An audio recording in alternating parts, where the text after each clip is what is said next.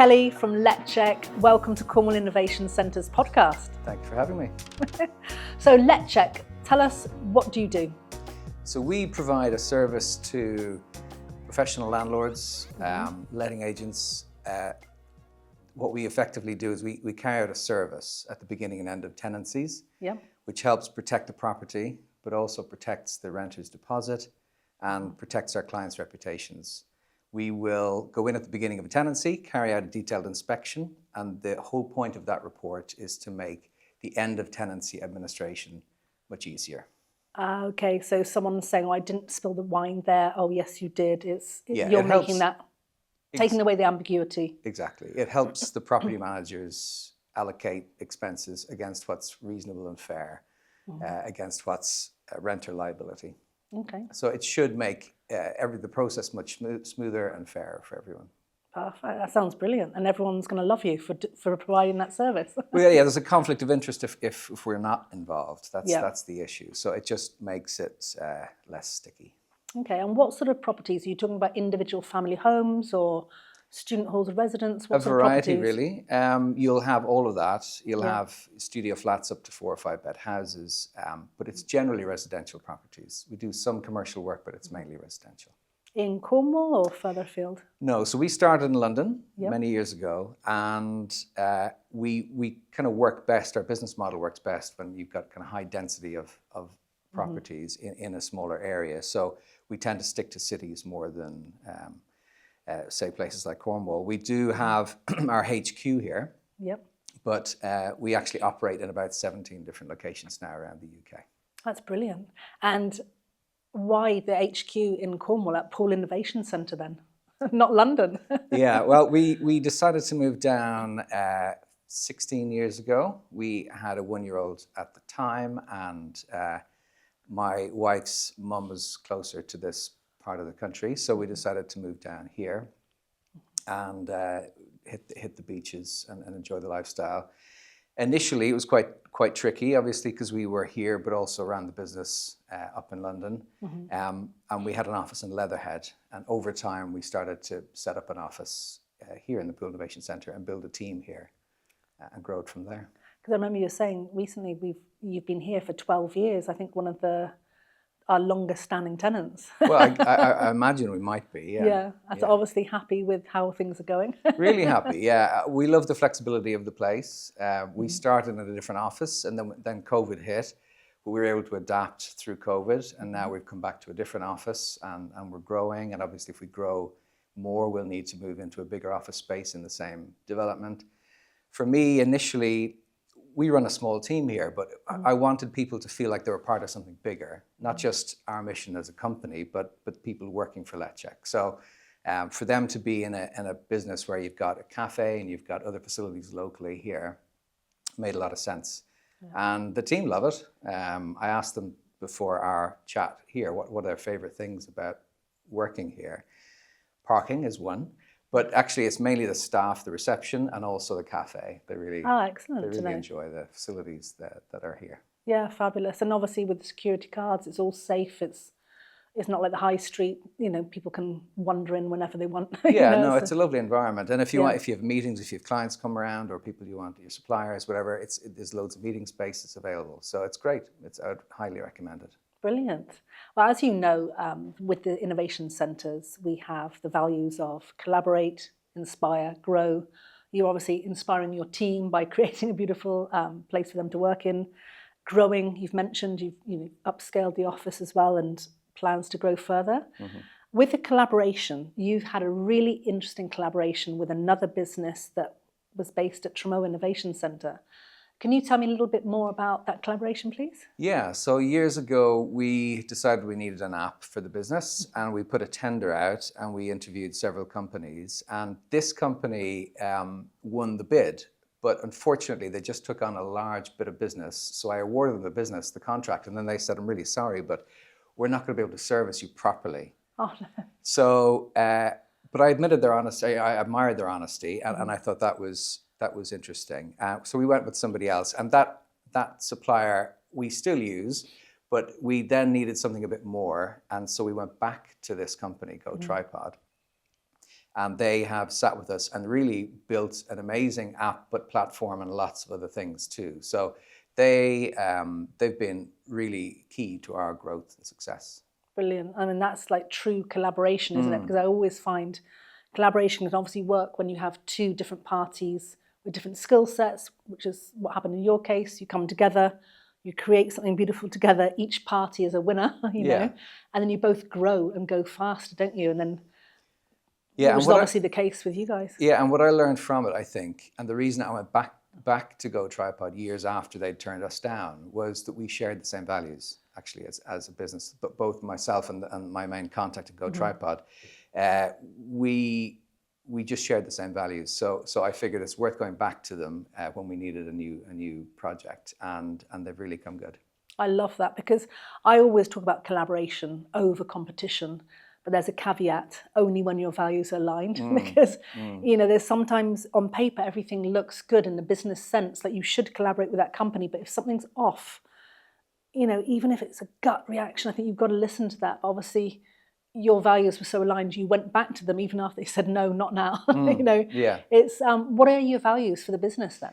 Well, it's a lot to do with fairness, because we're here to protect people. We're the independent third party. We're the specialist of what we do, and so our reports are there to help people and just to make things clearer for everybody. But fairness is a key one. Integrity of the reports, you know, our honesty. If we make a mess of something, we will say. If we break a vase in the property, we'll say that. So all those kind of values are very much ingrained from our first day of training and recruitment, and because we'll have teams of people going out doing the inspections, but also the team here in the office. So and because we're a tight-knit team now, most of the team have been working with us for a long time. And so we're able to hold on to people, I think, for that reason. There's enough change. There's not too much change, but there's enough change to keep things fresh and interesting. But it's those values that keep everyone together, I think. That's brilliant. And that's something that certainly as a business owner, I started 3 businesses in Mexico. I didn't have a clue about business. I was just solving problems. I didn't have a clue about the whole mission, vision, values until I came back to the UK and learned the importance of having strong foundations. And it sounds like you're tapping into that as well, because once the team understands, right, where are we going to go? What are we doing? What's our mission? Where do we want to go? What is the big picture, the vision?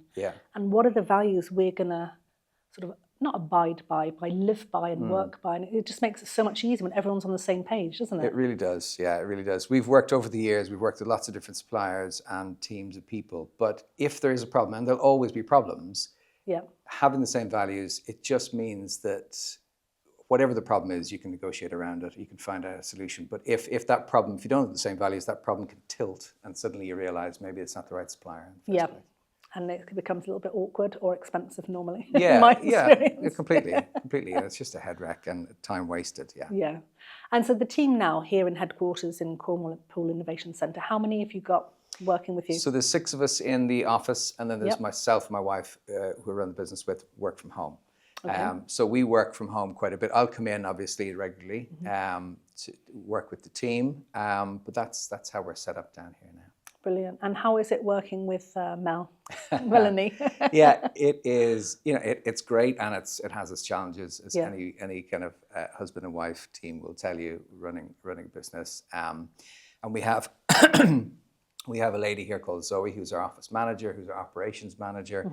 And so we had a situation where we as a family had to move up to Oxfordshire for a few years, which was important for our circumstances. And that wouldn't have been possible if we didn't have a great team down here who we could let Zoe and the team run the ship and trust 100%. So it's all of those interconnections make a lot of difference.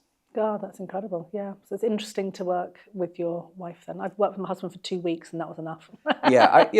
It's boundaries is difficult, especially when you work from home. And that's something I still struggle with today. You know, it's switching off, even however many years into this business. It is difficult, and I'm still work in progress. Yeah, it's hard, isn't it? Because you love your business, you're passionate about it, you want the business growth, but you've got to switch off because you know burnout otherwise. It's the only option, isn't it? 100%, yeah. So what do you do at weekends? How do you let off steam?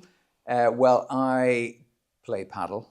I've gotten into that sport in the last couple of years, and I'm I'm addicted to it. But yeah, we're just gardening, walking, whatever. We like touring around the county. Yeah. So there's lots of things we can do. Into a Yeah, little get bit out of and yoga. about. Yeah. Out and about. So going back to property, you said you're protecting the reputation, protecting obviously the property. So you're working obviously for the building owners, for the letting agents you're representing, and you're protecting the tenants. So there's been a lot of regulation, a lot of compliance change with property, and there always seems to be a lot of changes. Has any of the recent changes with the new Labour government coming in, has it affected your business any way at all? Not directly, not directly. It's had a big impact on our clients' business. So we work with letting agents, we work with corporate landlords, and for them, there's a lot more compliance, a lot more due diligence. It's getting more complicated, and that's why the private landlord market, which is not huge for us, but we do take private landlord bookings if it's in an area we operate in. But that's not a core part of our business. That market share in particular are struggling because of the compliance. There's extra checks, and also it's just become more expensive to maintain properties up to the right standard. So that's why the corporate landlord market is growing faster than the private landlord market. And so it's had knock-on effects for us, but nothing directly. Okay. And we mentioned before off camera about the build to rent scheme. Can you explain to people what that is first of all? Yeah, so when I say corporate landlord, I'm talking about maybe an institutional investor pairs up with either a supplier or owner operator who will then perhaps buy a building or a brown site or green site and they'll convert it into maybe a block of 400 flats, for example. Right. And they will then buy that building with the view to helping create more housing, but they're looking at it from a 10, 15, 20-year perspective. So they're not looking to buy them and sell them. They're looking to buy, hold on to them, rent them out for a long time. So it's more of an annuity stream for their income. And that is reasonably new model. It's probably 15 years old now in the UK. It's been longer in the US and in Europe, but it's growing here. And I think the government like it because they want to professionalize the market. They want the mom and pop operators, they're basically trying to usher them out and introduce more transparency and professionalism through the corporate market. And those are our kind of key clients really, because we've got certain things in our system that we can offer those clients that we can't offer, say, the private landlord, which makes economies of scale attractive for those landlords. LetCheck. Yeah. Okay. Why did you start the business originally? Well, I came from a corporate background. I was a banker before it was a bad word to say. And I left banking after about 5 or 6 years. It wasn't really for me. The corporate structure wasn't really for me. I was, they were treating me well. I was doing okay there, but it just wasn't in me. There was something missing. So I decided that setting up our own operation would be more attractive. And somebody I knew who ran a letting agency said, well, you can try this, see if it works. I tried that along with several other businesses with a business partner at the time. And we ended up, this was the business that just kept on slowly growing, despite the fact we were paying it no attention at all. Wow. So we ultimately then, when Melanie and I got together, decided that we would buy my business partner out. So we bought him out and we just started growing the business from there. Oh, fabulous. Okay. So complete change from banking to complete property. Complete change, yeah. And were you working in banking in Ireland or in London? No, I was working in London for an American employer. So I was between New York and London and working a bit in Europe, yeah. Okay. And what would you say is like the main stress of being a business owner? Well, what I've realized is that I need variety. I've been recently diagnosed with ADHD, so I realized that variety is what I need. I get bored quite easily. Yeah. No fear of that if you run your own business. It's the stresses of making sure you've got, it's cash flow is probably the primary one. Everything else seems to melt away. If the cash is sorted, the other stresses seem to melt away. And then it's trying to prepare for the future, I suppose, and resourcing accordingly. And that could be tricky when you've got maybe a new government or you've got new regulations and you're not quite sure the impact it's going to have. So being strategic when you're a small player in the market is quite difficult. Yeah, it's another person I've interviewed said that, you know, there's nothing more resilient than a business owner. Would you agree? Well, I think you do need to draw on every skill set you have. Yeah, I think that helps. Yeah, or delegate or outsource. And it sounds like you've got an incredible team here led by Zoe. The team are brilliant, really. Like I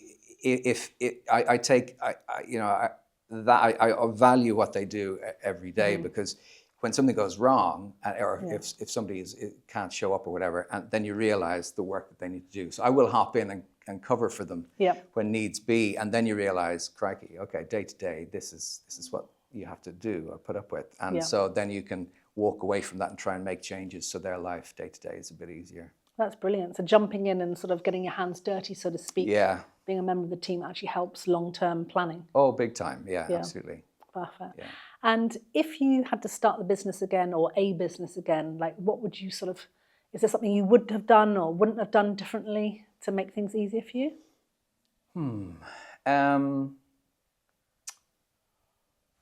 That is a tricky one. I guess maybe having somebody advising me on the finance side a bit earlier would have been useful. There was some silly mistakes I made early on that I learned from, but it took a while to untangle from. So that was one thing. But I think if you believe in what you're doing, that gives you the extra strength that you need to carry on through the difficult times. Yeah, it's definitely a roller coaster, isn't it? So you need to have some sort of grit and resilience. It really is. Yeah. What I always say to people who are considering setting up their own business is the highs are higher, but the lows are lower. Yeah. So you just need to be aware of that. And you normally work more hours than you would in a salaried job. Yeah, I mean, when I was in my corporate world and I thought, well, I'll set up my own business and then my plan was to be financially free by X and have the freedom, which is really a big driver for me. That is the absolute opposite to start with. And it takes many, many years, depending on how lucky and successful you are. A lot of it's to do with timing, and serendipity. But if you can get out of that, that's great. But a lot of people, you just actually end up working longer hours. Yeah, and it defeats the object of being your own business owner for freedom, doesn't it? Which is why, again, you've got to believe in what you're doing and think it'll be worth it. Brilliant. I love that. You've got a strong mission, vision and values to drive home. Brilliant. Adrian, you've been incredible today. Thank you so much for joining me, and wish you all the best for your business. Thank you. Cheers.